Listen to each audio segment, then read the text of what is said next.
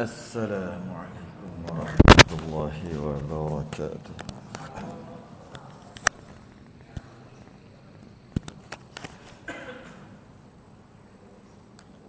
Innal hamdalillah nahmaduhu wa nasta'inuhu wa nastahdihi wa nastaghfiruh wa na'udzu billahi min shururi anfusina wa min sayyiati a'malina man yahdihillahu fala mudilla lahu ومن يضلل فلا هادي له أشهد أن لا إله إلا الله وحده لا شريك له أشهد أن سيدنا محمدا عبده ورسوله اللهم صل وسلم وبارك على سيدنا محمد الفاتح لما أغلق والخاتم لما سبق ناصر الحق بالحق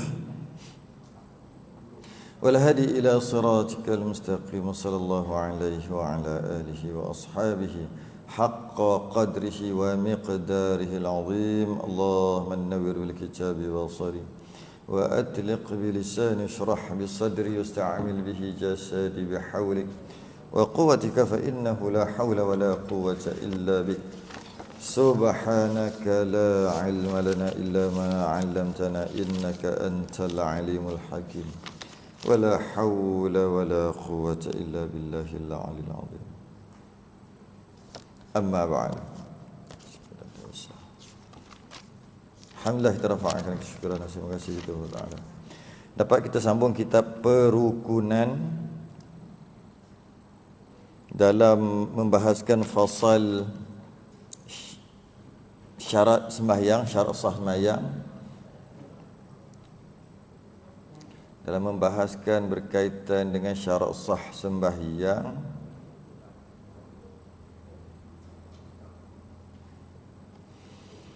Yang keempat. Yang pertama dah selesai lah. Kalau Jawi itu 12. Yang Rumi itu 39. Yang keempat, yang pertama syarat sah sembahyang yang pertama masuk waktu dah selesai. Selagi tak masuk waktu, selagi itulah sembahyang tidak sah. Masalah yang syarat sah sembahyang yang kedua menghadap kiblat dah selesai, iaitu jika tidak menghadap kiblat iaitu Kaabah maka tidak sah. Yang ketiga menutup aurat pun dah selesai.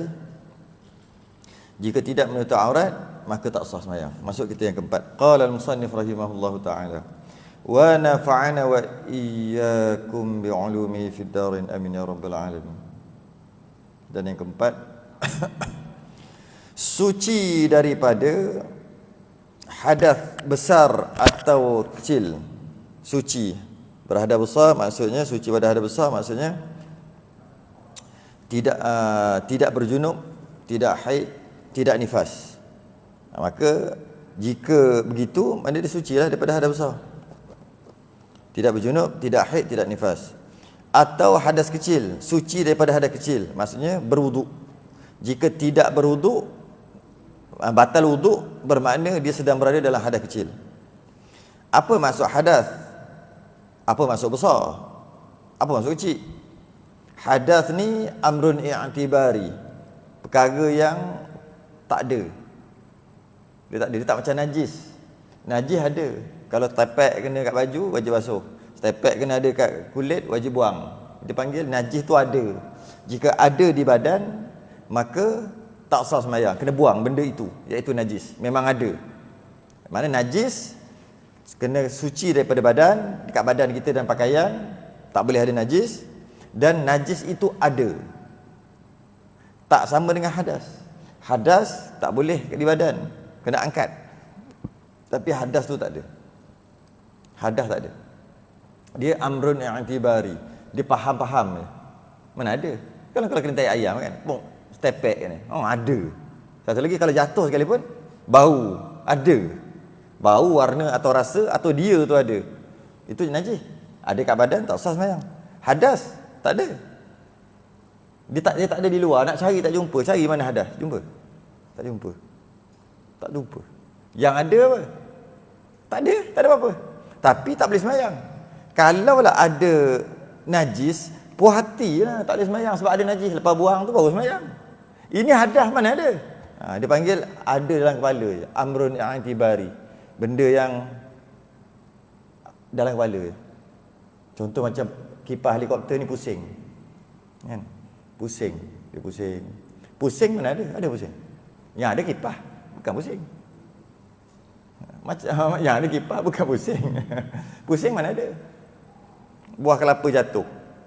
Jatuh mana ada? Yang ada buah kelapa. Bergolek. Golek ada golek. Mana ada golek? Kalau ada tunjuk mana golek. Jatuh lampu, pecah. Ada pecah. Mana ada pecah? Yang ada lampu. Berkecai. Mana ada berkecai? Dia panggil benda ada dalam ni. Tak ada di luar, nak tunjuk tak boleh. Nak tunjuk tak boleh sebab dia tak ada di luar. Dia ada dalam kepala. Dia panggil amrun i'tibari. Benda yang faham. Tapi tak boleh tunjuk. Dan dia tak ada pun. Di luar. Dia tak ada di luar. Kalau istilah tauhid dia panggil ada pada zihin, tak ada pada kharij. Tu bahasa tauhid lah. Kalau bahasa fiqh macam ni, dia kata itulah amrun i'tibari, benda yang tiada tapi faham, ataupun subut, ataupun bahasa Melayu sabit. Sabit dia bukan sabit yang tu, sabit parang bukan, sabit, disabitkan. Sabit dia tu tak boleh sembahyang sebab berhadas kecil. Sabit je. Hadas kecil ada. Hadas tak ada. Puas cari. Kelebek kat mana pun tak jumpa hadas tu. Tapi dengan adanya hadas, dengan berhadasnya dia tak boleh sembahyang. Itu hadas. Yang kedua besar. Hadas tu besar. Kalau najis besar tahu stokor besar. Hadas besar apa yang besar? Sebab kita sebut banyak kali. Kalau adalah periksa, boleh jawab agak-agak. Hadas besar. Apa maksud hadas besar? Kita jawablah bahawa hadas besar adalah berjunub, haid dan nifas. Baguslah tu. Hadas besar. Apa maksud hadas dan apa maksud besar? Boleh jawab agak-agak. Hadas tu satu perkara yang bila terjadi menyebabkan dia tak boleh sembahyang, menghalang daripada sembahyang atau ibadah yang semua pula, tawaf apa sebagainya, pegang Quran. Dan dia tu tak ada. Hadas tu tiada. Dia cuma ada amrun i'tibari, dia faham aja. Dia sabit aja. Dia sungguh aja. Sungguh. Sungguh lah. Orang Melayu panggil sungguh juga. Kita ni ada? Ada. Ada tu ada. Kita ada. Ada tu ada. Ada tu tak ada. Ada mana ada. Tapi sungguh tak? Sungguh. Nak cerita tu je. Itu kena ngaji tauhid lah kalau nak tu kena tauhid lah. Kita ada. Ada tu tak ada. Ada tu tak ada. Habis kita kan ada. Kita memang ada. Ada tu ada tak? Ada tu mana ada. Tapi sungguh. Sungguh. Subut atau sabit. Sungguh. Begitulah juga. Hadas tu ada. Hadas tak ada. Tapi sungguh tak? Sungguh ketuk tadi. Bong ketuk lagi. Takkan tak ada hadas lagi? Ada. Tapi ada ke hadas? Hadas tak ada. Sungguh tak? Sungguh berhadas. Iaitu wajib ambil uduk. Besar tu pula apa? Besar tu maksud payah nak settle. Sekarang dah berhadas, tak boleh sembahyang. Macam mana nak settle? Macam mana nak selesaikan? Payah. Kena ambil air, jiru, gosok gitu, gini, payah. Sebab satu badan. Tu maksud besar. Kenapa maksud hadas kecil? Tak payah sangat. Senang je. Air sikit-sikit pun boleh. Segelas ni pun boleh kalau jimat-jimat. Nak selesaikan apa? Hadas kecil tadi, iaitu dengan beruduk. Nak selesai hadas besar dengan mandi wajib. Sebab tu dia besar, kecil. Dia kalau dalam kitab fiqh, dia pendetilan tu, dia sebut hadas kecil, hadas besar, hadas sangat besar. Kalau bahasanya hadas asghar, hadas akbar, hadas aghlaz. Ada satu lagi. Aghlaz tu haid nifas. Dia lagi besar. Maknanya hadas kecil, hadas besar, hadas paling besar. Paling besar tu kalau Islam panggil aghlaz. Tapi kebanyakan kitab dia gabung je. Hadas haid nifas dengan junub ni sekali hadas besar. Kalau nak kira tak sama. Sebab haid nifas ada yang junub boleh buat. Haid nifas tak boleh buat. Ada. Okey, itu kita kira nantilah. Jadi maknanya suci daripada hadas besar dan hadas kecil. Maksudnya dia telah mandi wajib kalau berjunub. Kalau dia haid dah kering dah mandi, nifas dah kering dia dah mandi, maka dia sucilah. Ataupun kalau hadas kecil, kalau dia tak ada wuduk, dia telah ambil wuduk, maka dia telah dinamakan suci. Suci daripada hadas. Hadas ni benda dalam. Najis tu benda luar. Hadas tu benda perkara dalam. Jadi maknanya kita nak sembahyang, kita kena suci zahir batin. 3 benda. Yang pertama kena suci luar, iaitu najis tak jangan ada. Yang kedua kena suci dalam, iaitu ni hadas kecil, hadas besar. Yang ketiga kena suci akidah, tidak syirik pada Allah. 3. Suci. Baru sembahyang tu dinamakan sembahyang, mendirikan sembahyang. Bukan asal buat sembahyang je. Kita tak mau buat sembahyang. Kita nak mendirikan sembahyang. Itu yang susah. Susah. 3 perkara kena buat. Maka jika tiada ia berair sembahyang, tidak berair sembahyang, mana tak ada wudu lah, dan tidak sah sembahyang, maka tiada ia berair sembahyang dan tiada sah sembahyang seorang serta hadas besar. Tak ada air sembahyang, tak ada wudu pun tak sah sembahyang. Berhadas besar pun tak sah sembahyang. Sama-sama tak sah. Kalau ketika sembahyang tu tak perasan lagi, lepas sembahyang baru perasan, maka tak sah lah. Tengah-tengah sembahyang baru perasan, tak sama ada hadas kecil atau hadas besar, terus wajib, tak boleh sambung, tak boleh buat pura-pura. Contoh jadi imam lah, makmum dia boleh keluar gitu je. Kalau makmum kan tengah rakaat kedua tu, Allah tak ambil wuduk, keluar gitu je lah, masalah apa? Tak ada halangan pun. Tengah-tengah rakaat ketiga, nak sembahyang isyak rakaat ketiga, tengah Allah lupa mandi wajib, junub tadi, keluar gitu je, senang keluar. Malah dia masuk hospital, dia masuk apa ke dalam masjid tu, tak boleh tu kalau dia berjunub. Tapi dia terlupa, tak apalah, dia teringat je, dia tak boleh teruskan sembahyang. Pura-pura lah sembahyang, nanti orang kata apa pula, hukumnya haram. Dan biasanya kalau makmum dia tak ada masalah. Masalah kalau imam. Macam mana? Rakaat ketiga, rakaat kedua, Allah lupa mandi wajib, nak keluar, leceh, boleh kecoh. Tahulah, memanglah kalau orang yang faham hukum, aku peduli apa hukum, berdosa kalau aku terus sembahyang. Kalau orang yang tak, betul lah, nak kata faham hukum, faham, tapi malu tu lagi kuat daripada hukum tu, dia pura-pura sembahyang lah. Dosa besar bukan dosa kecil. Dosa besar dia sembahyang, lepas habis tu wirid, lepas tu balik tu baru dia tak beritahu orang. Dia tak beritahu orang tu tak apalah, tak ada masalah. Yang dia sembahyang dia sambung tu. Bimbang takut gitu. Bimbang, takut tadi takkan nak cakap nak buat pengumuman pun, minta maaf lah tadi lupa mandi junub. Takkan pengumuman gitu. Jeng imam gitu. Jadi sepatutnya dia kena macam seolah-olah macam batal, dia buat macam batal. Maka disunatkan, ulama kata untuk mengelakkan orang bercakap, disunatkan letak tangan dekat hidung. Gini, keluar. Bukan gini.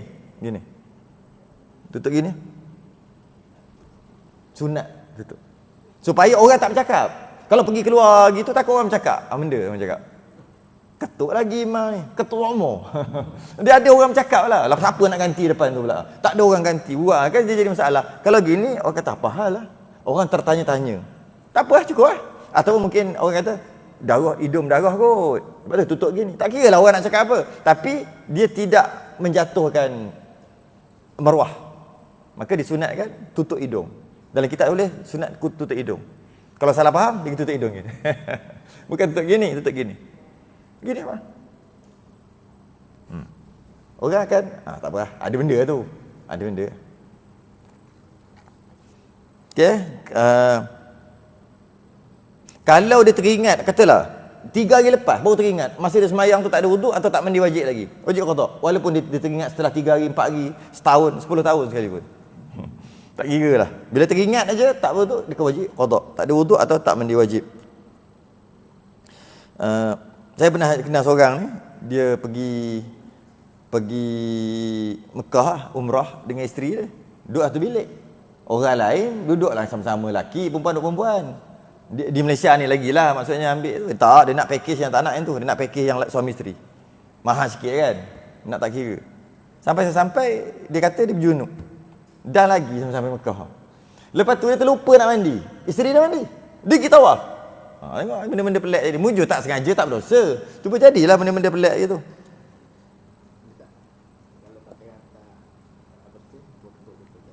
Kalau pakaian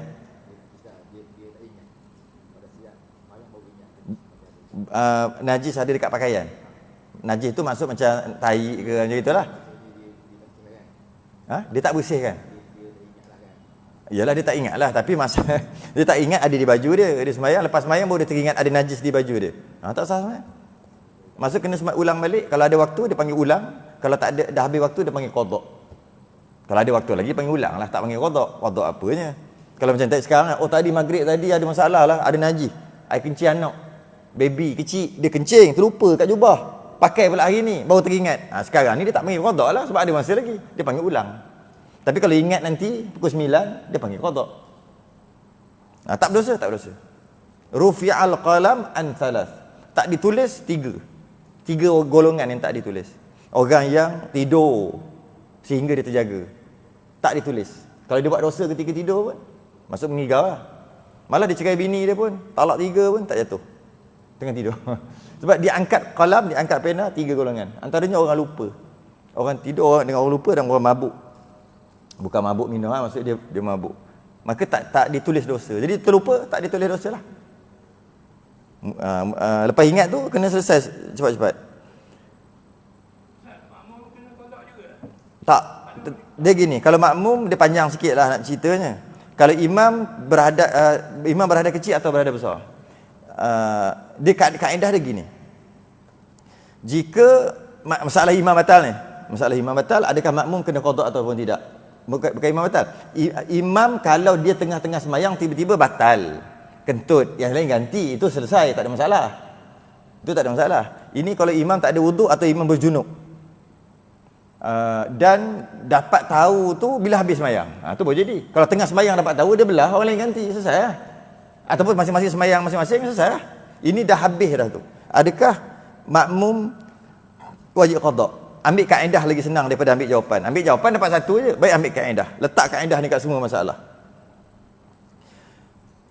Apabila imam batal, imam terlupa yang membatalkan najis ataupun hadas tadi, jika masalah tu yang membatalkan tadi tu tempat yang mudah dilihat, maka makmum tak nampak, tapi tempat tu kalau nak lihat mudah, maka makmum wajib qada. Jika tempat tu susah dilihat, maka makmum tak perlu qada. Kita ambil najis dulu, tahi cicak. Tahi cicak ada atas kepala. Mudah tak untuk dilihat? Mudah. Walaupun tak ada orang tengok atas serban Pak Imam, memang tak ada pun. Tapi tempat ni mudah terdedah, mudah dilihat. Maka kalau ada begitu, lepas habis sembahyang baru tahu, makmum wajib kena qada semua. Sebab mudah dilihat. Contoh lain dekat tangan, contoh lain dekat kaki. Okey. Maka dengan makmum wajib qada balik.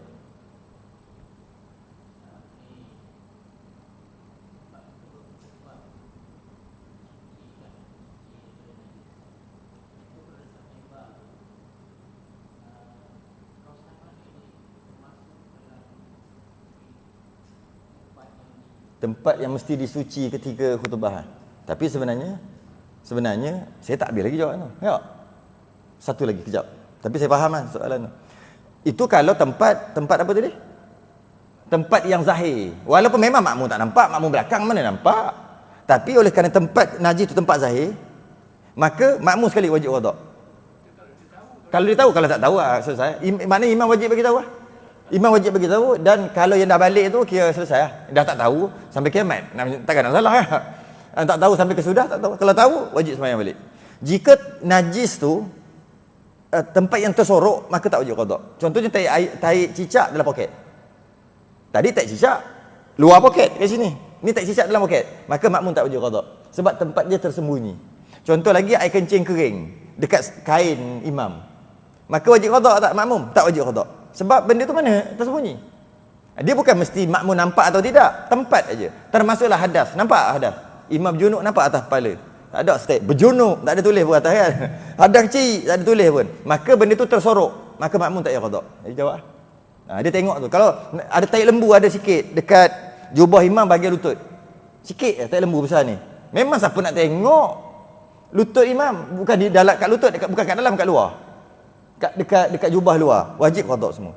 Tapi kalau tahi lembu tu kat dalam, kan imam kan pakai seluar dalam, yang kat dalam tu, itu tak kena qada sebab tersembunyi. Dia tengok situ. Dia bukan mesti nampak atau tidak, dia tengok tempat kat mana najis tu ada. Tapi kalau hadas kecil, hadas besar, confirm tak payah qada. Sebab takkan siapa nak jadi imam? Ada mana wajib tadi? Takkan setiap kali tu nak tanya. Ambil wuduk? Okey, boleh. Tak ada, sebab benda tersembunyi. Maka selesai.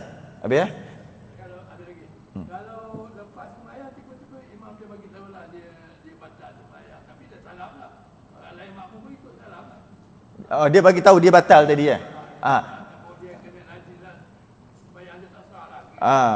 Kalau dia kata tadi sebenarnya saya batal. Tapi dia pun sembahyang sampai habis juga dah batal pun. Patutnya tukarlah kan. Maka benda tu tersembunyi. Mana makmum tahu dia batal? Dia tengok sembunyi tak? Bila tersembunyi, makmum selesai. Sah. Walaupun dia bagi tahu. Sah. Dia bagi tahu selepas itu. Selepas itu dia bagi tahu selepas tu kan, lepas salam. Sah. Sebab asalkan perkara itu tersembunyi, makmum tak payah qada. Dia tidak diletak kewajipan atas makmum untuk qada benda yang tersembunyi. Ialah hadas tersembunyi, najis, imam batal tapi tak bagi tahu. Dia tahu dah, terbatal ni. Masa dia sujud tu keluar air kencing sikit. Kadang-kadang bila bergomor ni dia punya grip tu kurang grip. Cing masa sujud biasa jadi. Cing keluar sikit. Berasa dah meleleh ni. Tapi takkan nak batal. Leceh, sembahyang jelah. Lepas tu dia buat pengumuman. Okey, benda tu tersembunyi, maka makmum tak payah. Apa pasal? Kenapa? Tadi kentut. Kalau kentut benda tersembunyi. Hadas. Tadi apa masalah? Oh, ada najis tadi duduk sini. Ada najis duduk sini bukan benda tersembunyi. Maka wajib qada makmum yang tahulah, makmum yang tak tahu yang dah balik awal-awal bagi salam tu naik motor dah. Imam salam kedua dia atas motor dah start. Yang tu habis lah. Tak boleh buat apa tu. Kadang-kadang kita salam, tak ada dah kat sebelah. Tengok-tengok tu. Start motor dah. Sibuk nak pergi mana tu? Sibuk lah. Bisnes kot. Nak jawab yang ni pula. Jadi dekat mimbar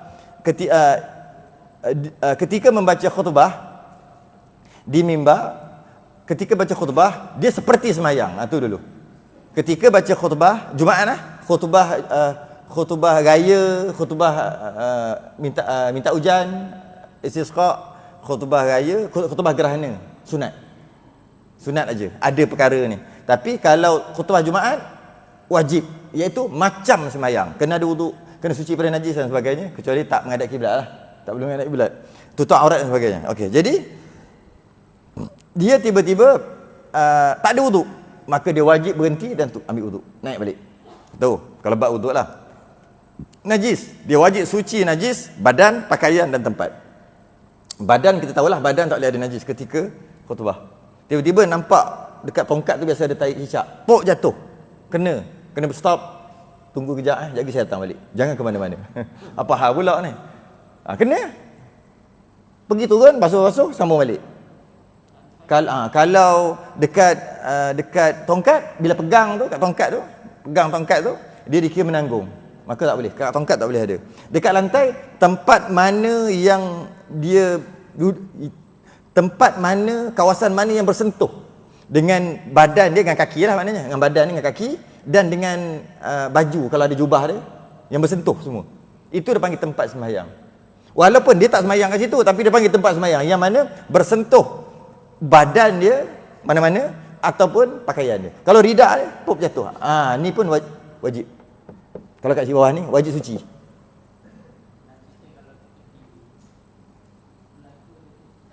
Tak apa. Sebagaimana kalau kita nak sujud semayang, ada tai cicak kat situ, kita ke depan sikit, tai cicak duduk bawah perut ni. Jangan bagi jubah ni tiba-tiba kena. Boleh, biarlah tai, stokor tai situ, tak ada masalah. Bukan tai cicak lagi, berpusing-pusing tai situ.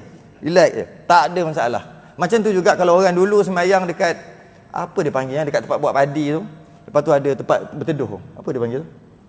Pondok kan. Biasa pondok dia buat lebih kurang je daripada dia punya atap tu, pakai atap nipah tu, dengan kepala sejengkal lah lebih kurang. Dia buat bukannya nak buat duduk situ, sekadar nak ambil tenaga sikit, panas-panas tu. Maksudnya kalau kadang-kadang dia semayang kat situ, dia semayang, atas tu burung suka duduk, berok habis.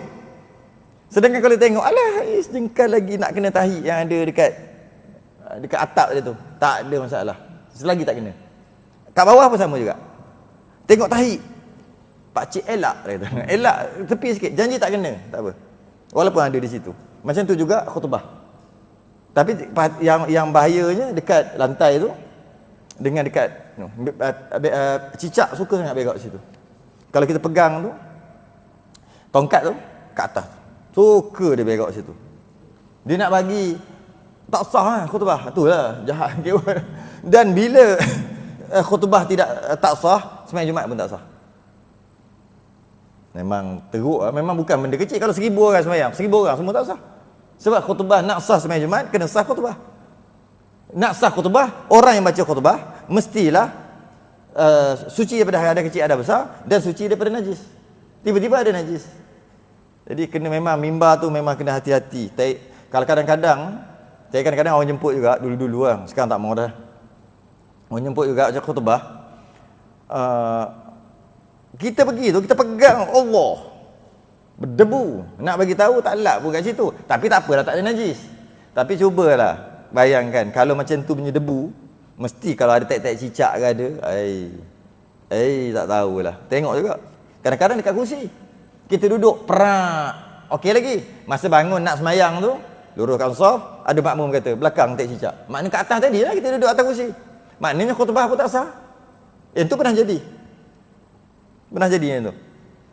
Dia duduk, lepas tu nak semayang, ada tek cicak. Dia pun, saya duduk belakang tu, dia pun kena keluar. Nak tukar jubah lah kan. Dia nak keluar, nak masuk ke belakang, ikut pintu ni sebab kat depan dah ramai. Dia suruh imam dua jadi imam, dia nak keluar, nak tukar, nak semayang kat belakang aja. Saya duduk kat belakang, tak boleh lah. Tak boleh apa? Kena tadi kat atas kan, kena kat atas. Bila kena kat atas, ada najis lah. Kat atas. Jadi mana boleh semayang, kena khutbah balik. Allah dia kata, parak kena khutbah balik. Saya kata baca rukun-rukun lah. Tak reti. Bukan tak reti, macam berreti lah. Aku takkan tak reti mak. Macam rukun-rukun lah. Dia jadi macam mana nak buat? Nak kena naik mimbar. Tak payah kat sini je. Nanti semua berdiri. Berdiri pun tak apa. Bukan syarat duduk. Dia tak ada. Ustaz lah jadi dia kata gitu. Allah dia banyak cerita. Ustaz jadi. Sungguh ni? Sungguh boleh tak apa. Masa tu di Selangor. Saya ambil mic. Pakai ke sini. Bila dah berdiri untuk komat? Orang semua berdiri dah. Takkan nak suruh duduk. Senang je. Alhamdulillah. Semua tengok, apa hal bunyi suara lain? Gini semua. Orang belakang tak tahu cerita. Kena mula semula. Tapi hanya rukun-rukun cukup lah nak baca. Buat apa? Dah penat dah dengar tadi sampai tertidur-tidur.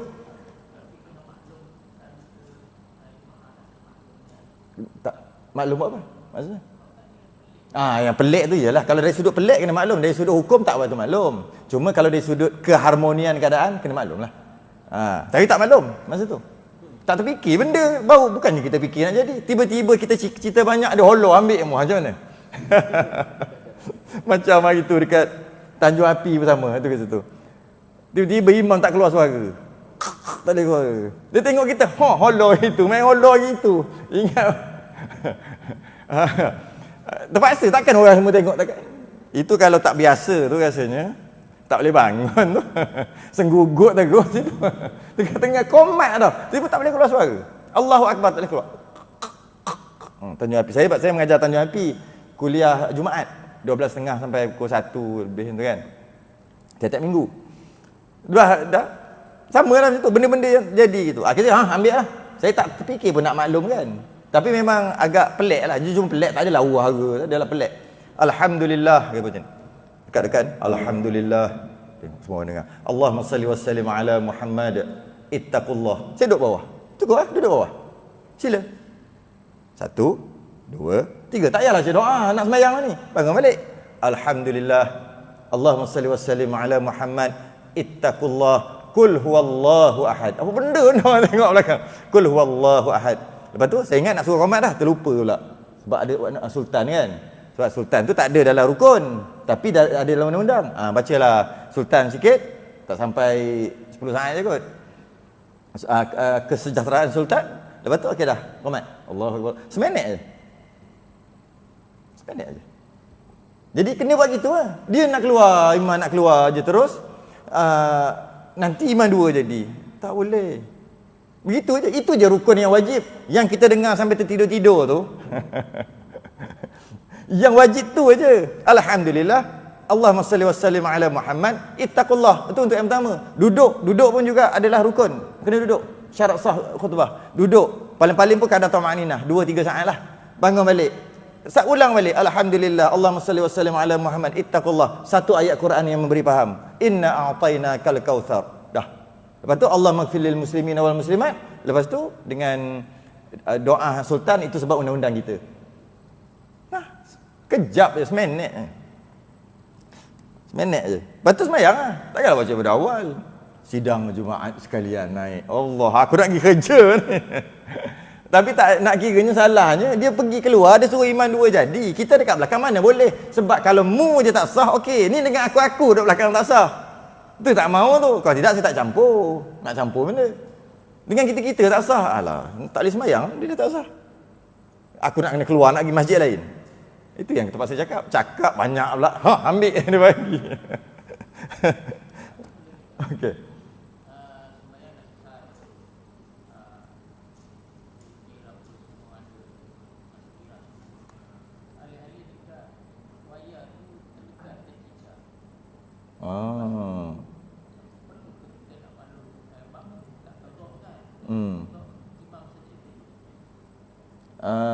Yang pertama, dia sebelum tu pun boleh lagi. Taik cicak tu ada, baru perasan. Dan yakin ianya dah lama.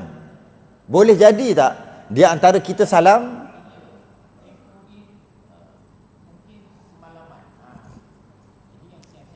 okey, ada kemungkinan tak daripada kita salam sehingga kita perasan. Masa tu baru taik cicak tu ada. Ada kemungkinan itu tak?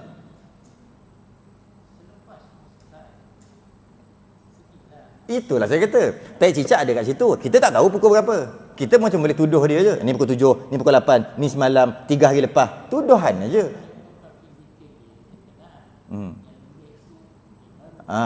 Okey.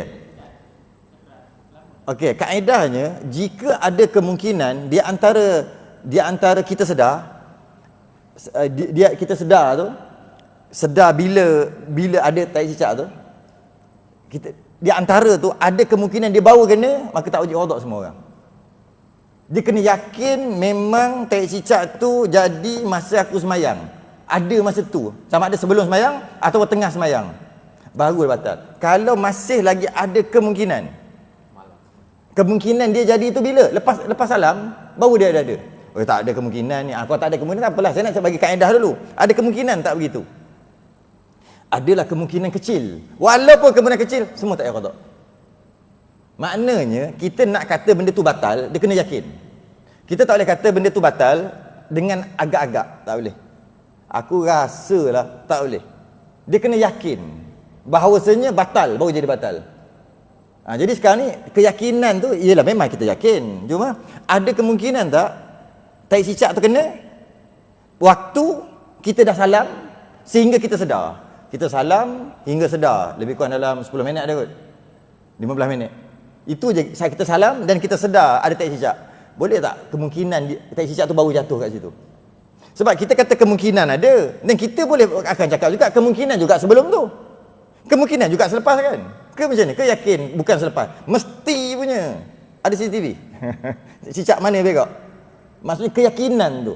Okeylah, kita yakin dengan kita je, maka kita je qada. Makmum tak payah. Kalau kita lah yang tahu. Yang tak kisahlah kalau imam lah, makmum lah. Aku yakin ni sebelum semayang dah ada dah. Dengan tanda-tanda yang aku lihat, maka dia seorang je. Dia tak boleh batalkan orang lain. Nak batalkan orang lain, dia kena yakin juga untuk orang lain. Jadi dia cuma yakin dia. Orang lain mungkin kata, boleh jadi. Lepas kau salam, masa tu baru dia berak. Lepas tu, sebab angin helikopter punya pasal ni, dia cepat kering. Boleh tak dia orang kata gitu? Ikut dia nak kata gitu, dia yakin gitu. Sebab kita nak membatalkan satu-satu perkara, mesti yakin. Selagi tak yakin, dia sah. Contoh, kita ada wuduk sembahyang maghrib. Okay. Lepas ni nak sembahyang isyak. Ada orang dia jaga wuduk dia. Faham dia jaga? Dia duduk jaga, aku ada wuduk ni. Terkemuk-kemuk gitu kot, jaga. Ada orang tak jaga. Faham tak jaga? Dia lupa ada wuduk tak ada wuduk. Cakap berjalan keluar masuk. Tiba-tiba nak sembahyang isyak. Dia ada wuduk tak?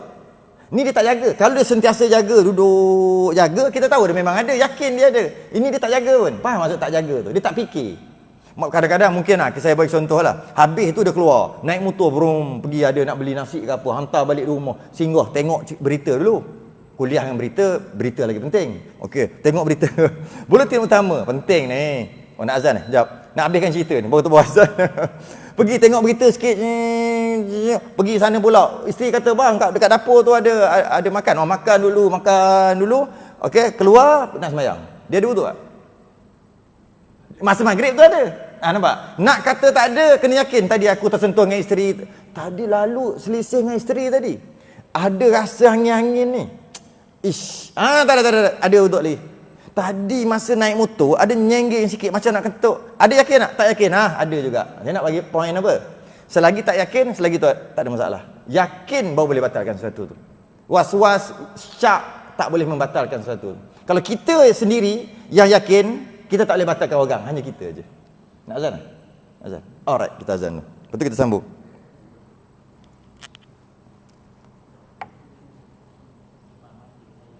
Imam saja yang qada. Sebab imam yakin. Makmum tak tahu, tak payah tahu. Tak perlu tahu. Kalau makmum yakin. Makmum kata, malah aku peduli, tak apa.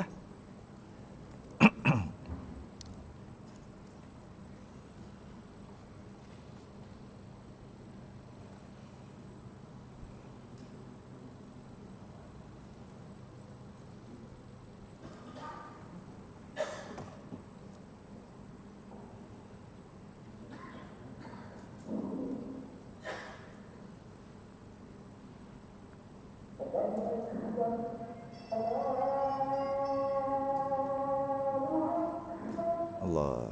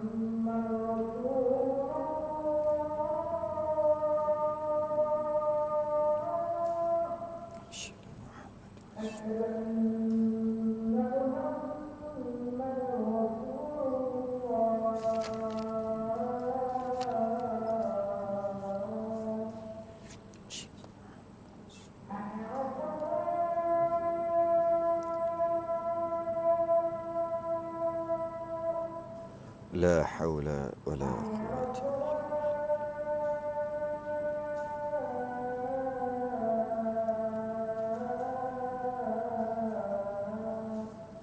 La haula.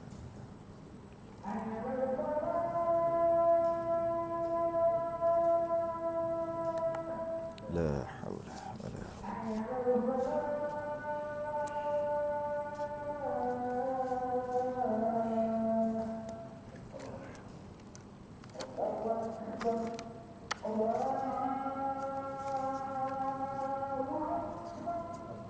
Allah.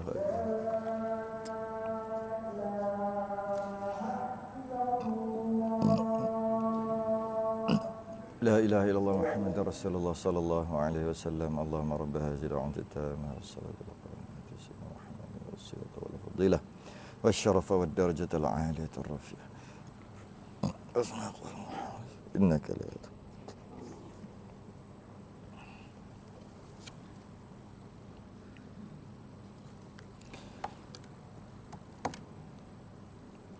sambung sikit lagi. Maka tiada ia berair semayang dan tiada sah semayang serta seorang serta berhadas besar. Seperti keadaannya junub atau haid atau nifas atau wiladah, maka tak sah semayang. Dan batal semayang seorang yang datang atasnya hadas kemudian daripada takbirnya. Lepas dia takbir, datang hadas. Ada kecil ke ada besar ke, maka batallah semayang. Sebelum takbir tak berhadas lagi. Bila takbir baru berhadas, batal lah. Kalau sebelum takbir dah berhadas, takbir awal-awal lagi tak batal, awal lagi tak sah.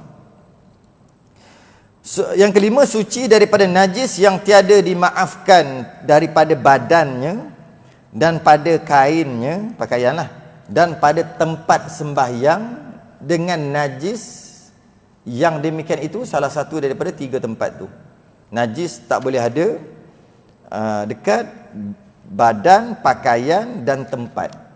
Badan kita tahulah badan kita. Pakaian tahulah pakaian kita. Tempat adalah di mana badan kita kena, anggota kita kena, tempat itu adalah tempat sembahyang. Di mana pakaian kita kena tempat itu, maka itu nama tempat sembahyang. Kalau kita sembahyang tepi dinding, kena pula ni kat dinding, maka kat dinding tu dipanggil tempat sembahyang.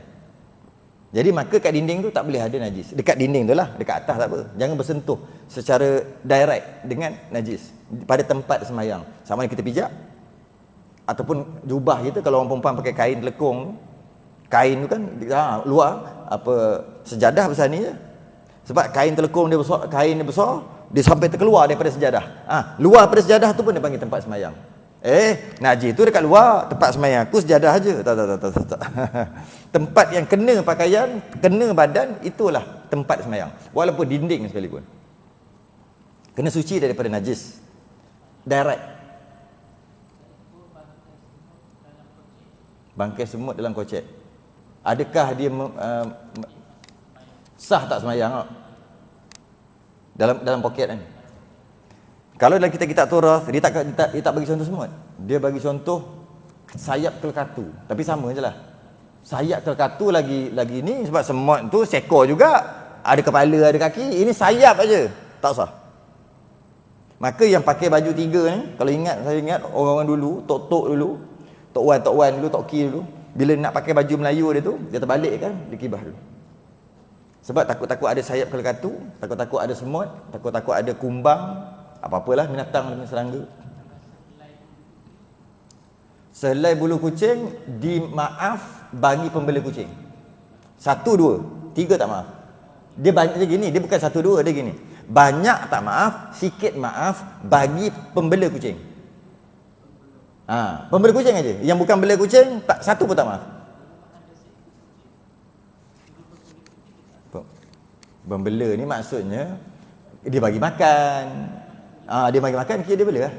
Bela. Dia tak semestinya kena masuk rumah. Tak semesti. Janji kalau dia bela kat luar-luar tu, dia bagi makan, datang. Kalau kita lalu, kita masuk, dia ni kejar. Ya sah lah kita bela dia. Cuma bela ni banyak jenis. Ada bela buat pet dia panggil. Sampai ke tidur sekali.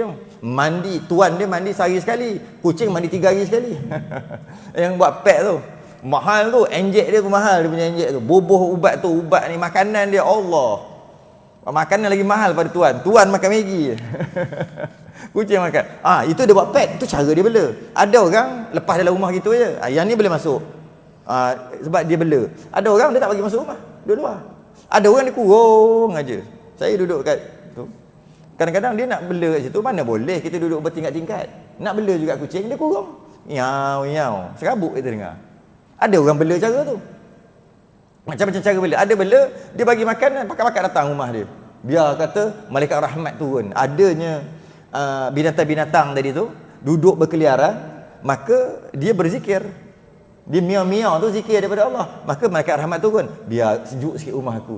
Jadi dia bagi makan. Bela tu kira. Dia mesti semestinya masuk. Jadi bagi pembela, 1 dan 2 dimaaf, 3 tak maaf. Macam mana boleh 1, 2? Sikit maaf, banyak tak maaf. Sikit maaf, banyak tak maaf. Ya? Masalah pula, sikit tu, banyak tu macam mana? Maka ulama berkesenang je. Banyak tu jamak. Jamak lah. 1 mufrad musanna jamak. 1, 2 kat bahasa Arab kan 1, 2, 3. 3 baru banyak jamak. Maka sebab tu 3 ke atas tak boleh. Asal hukum dia bukan 3. Asal hukum banyak tak maaf, sikit maaf. Cuma kita nak tahu banyak sikit tu banyak mana. Maka ulama letak nombor kat kita. Macamlah jika kita nak makan ikan tanpa buang isi perut dia. Sama ada kita nak keringkan dia, kita nak goreng, nak makan dengan sekali dengan isi perut. Boleh ke? Boleh. Jika dia besar, wajib buang isi perut siang. Jika dia kecil, tak wajib buang, boleh makan. Jadi masalah pula, besar kecil tu besar mana? Maka ulama nak bagi kita faham, dia kata apa? 2 jari ke bawah boleh makan tanpa buang isi perut. 2 jari ke atas wajib siang. Dia tak ada 2 jari tu. Yang ada kecil dimaafkan, besar tak maaf. Tapi kita nak kata kecil besar mana? Bagi aku besar ni kecil. Aku makan hok besar ni, akan susah. Bagi aku besar ni dah besar ni. Tak boleh makan ikan bilis lah gitu. Jadi oleh kerana setiap orang dia mempunyai kecil dan besar berbeza. Maka ulama letak je 2 jari ke atas besar, 2 jari ke bawah kecil. Jika ikan itu 2 jari ke bawah besarnya, tak buang isi perut pun tak apa yang kita makan tu kan. Yang kita makan ikan bilis, kadang-kadang ikan kering yang kecil-kecil tu tak buang isi perut dia. Boleh makan? Boleh. Itu dari sudut keharusan, kehalalan lah. Dari sudut elok tak elok, bahaya kesihatan, jadi lupa tu bab lain. Dia menyebabkan kurang sikit lah. Dia melemahkan ingatan. Itu bab lain. Cuma gitulah. Okey. Najis, habis dah kot. Kainnya pada tempat sembahyang dengan najis yang demikian itu salah satu daripada 3 tempat tu. Yang terakhir lah halang. Minit 2. Yang keenam, ketahui akan segala fardunya dan segala sunatnya, maka tidak sah sembahyang orang yang tiada mengetahui fardu dan rukun sembahyang dan sunatnya. Teruk sungguh. Orang yang tak tahu, secara umumnya orang yang tak tahu mana yang wajib, mana yang sunat, tak sah sembahyang secara umum. Tapi secara terperincinya dalam kitab-kitab yang tebal, dia terperinci macam ni. Jika seseorang itu dia tak tahu yang mana wajib, yang mana sunat, maka dalam sembahyang yang dia buat tu, yang sunat dia kata wajib. Dia kata wajib, yang sunat dia kata, sebab dia tak tahu. Yang sunat dia kata wajib, maka sah sembahyang dia. Secara umumnya tak tahu mana wajib, mana sunat, tak sah. Tapi detailnya, jika yang sunat dia kata wajib. Takbir wajib. Takbiratul ihram wajib. Angkat tangan. Angkat ni, wajib. Allahu akbar. Baca doa iftitah wajib, auzubillah wajib, alhamdulillah, Fatihah wajib, amin wajib, dia semua bantai wajib, surah wajib, rukuk wajib, subhana rabbil azim wajib, i'tidal wajib, semua dia bantai wajib. Yang sunat dia kata wajib, maka sembahyang ni masih lagi sah. Tapi kalau yang wajib dia kata sunat, sembahyang dia batal terus. Sujud sunat, tapi aku buat sunat, batal sembahyang. Jadi kalau dia tak tahu yang mana wajib, yang mana sunat, maka dia terdedah kepada batal sembahyang. Cuma kalau nasib dia baik, dia kata semua wajib, tak kira mau cakap lah apa, semua wajib. Tengok tempat sujud, wajib. Semua wajib, maka sembahyang dia masih lagi sah. Sebab yang wajib 13 aja, dia kata semua sah. Tapi kalau yang wajib dia kata sunat, terus tak sah. Tahiyat awal sunat, betul lah, sunat abad sunat. Tahiyat akhir sunat. Tahiyat akhir yang at-tahiyat tu, sunat. Habis sembahyang dia. Ataupun dia kata gini, dalam sembahyang ada wajib, ada sunat. Tapi ada lah, aku tak tentulah yang mana-mana, tapi ada lah. Ada wajib, ada sunat, sah lagi sembahyang dia. Yang batal bila dia kata yang wajib itu sunat, batal. Kalau dia kata yang sunat itu wajib, walaupun salah, tak batal. Ataupun dia kata ada wajib, ada sunat, tapi tak tentukan mana satu, pun sah juga. Habis. Yang keenam. Masuk kita akan datang nanti syahdan, sunat bang dan qomat, azan dan iqamah pula, bacaannya dan nak jawab apa jawab tu termasuk qomat sekali lah. Jawab macam nak jawab, dan selepas daripada tu bacaan doa yang dipanggil doa wasilah. Doa wasilah tu lepas azan dan lepas iqamah pun ada doa wasilah. Ni doa wasilah ni elok untuk dibaca, tapi kalau baca biar betul lah. Takut-takut baca tu tak betul pula. Baca kena betul baru dapat pahala. Baca tak betul, silap-silap tak dapat pahala. Silap-silap berdosa lagi kalau bertukar makna kan. Jadi kita akan masuk bab azan dan iqamah akan datang. Berapa? 2-3 hari lagi je. Selasa ni kot. Tangguh dulu. Tasbih kafarah dan suratul subhanakallahumma hamdik. Asyhadu an la ilaha illa anta astaghfiruka wa atubu ilaik. Bismillahirrahmanirrahim. Al-'asr. Innal insana lafi khusr illa alladhina amanu wa 'amilus salihat wa tawasaw bil haqqi wa tawasaw bis sabr. Assalamualaikum warahmatullahi wabarakatuh.